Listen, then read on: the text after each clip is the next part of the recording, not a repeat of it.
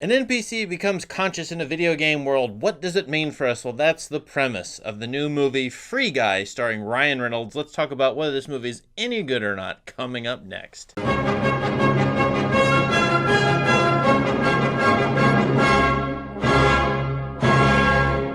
Directed by Sean Levy, Free Guy opens in August of 2021. And the premise is my kind of premise, an open world video game in which a character, a non-playing character, NPC, becomes sentient or conscience aware that he's in a video game. That's Ryan Reynolds' character. He plays Guy, or Blue Shirt Guy, a bank teller who wakes up every day having the same coffee, same greeting to his goldfish, same catchphrase, but somehow recognizes a woman in sunglasses and wants to fall in love with her. Guy is within a city called Free City. It's a video game that is a multiplayer game, kind of like Grand Theft Auto, I think. And the players, the human players in the game, wear sunglasses. Guy knows enough not to mess with them, but one day he puts on the sunglasses, a direct quotation of the movie They Live.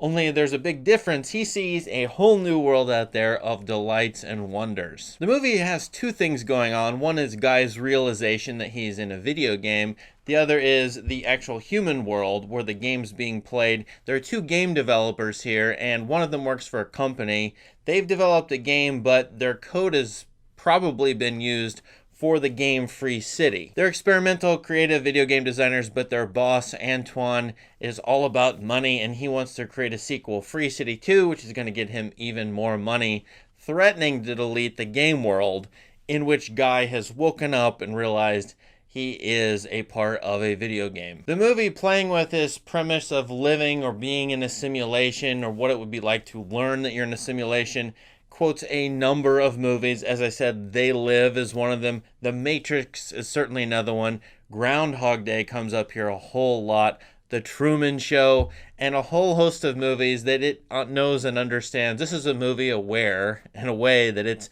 part of a whole set of movies already about this very premise. And I love this premise personally, and I love the open world video game concept as well.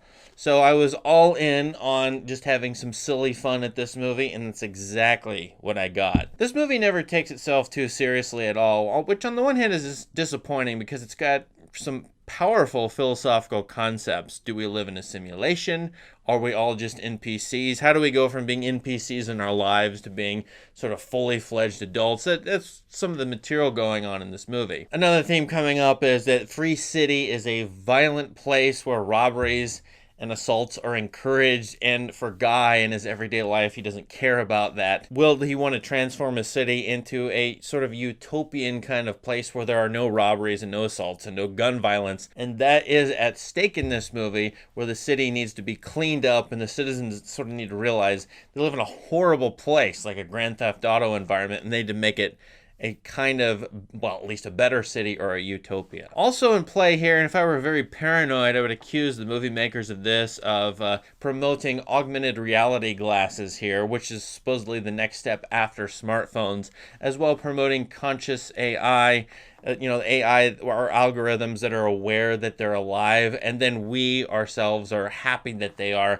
That's always been a threat in movies or in TV shows like Black Mirror. Here they're having fun with the premise of a conscious AI, and so in a way it's an advertisement for that very thing. And Free Guy is the latest in a long series of movies recently, including The Mitchells vs. Machines, where creativity is praised highly and in terms of technology and technical skills and computer programming, over and against profit seeking or trying to, make the latest, greatest thing so that people will buy it. That has been in movies, a division for sure, and the good guys are usually the creative types, the bad guys are the profit seekers. Definitely the case going on here. Now, the movie's jokes fall flat. A lot of times I found that the audience at my theater, small one, they didn't laugh at very much, although there are some very inspired moments, such as when Guy puts on his glasses and sees his world anew. There's another inspired sequence in which Guy interacts with a 22-year-old with an avatar who's a hunk. It's a cameo, I won't tell you who, but it's a very funny sequence. And there are a number of those, and I laughed out loud several times at this movie, understanding it's not trying to do much.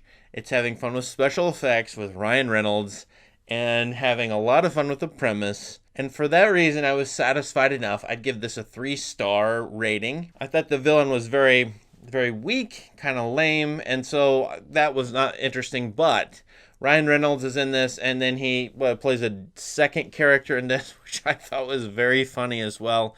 So for all those reasons, I can kind of, sort of recommend this if you just need a movie that you feel like is brainless or is going to be just plain entertaining in a relaxing sort of way. This one could work for you. What did you all think of Free Guy? You know, I kind of like it because it's one of those movies that they used to make when I was a kid to a teenager.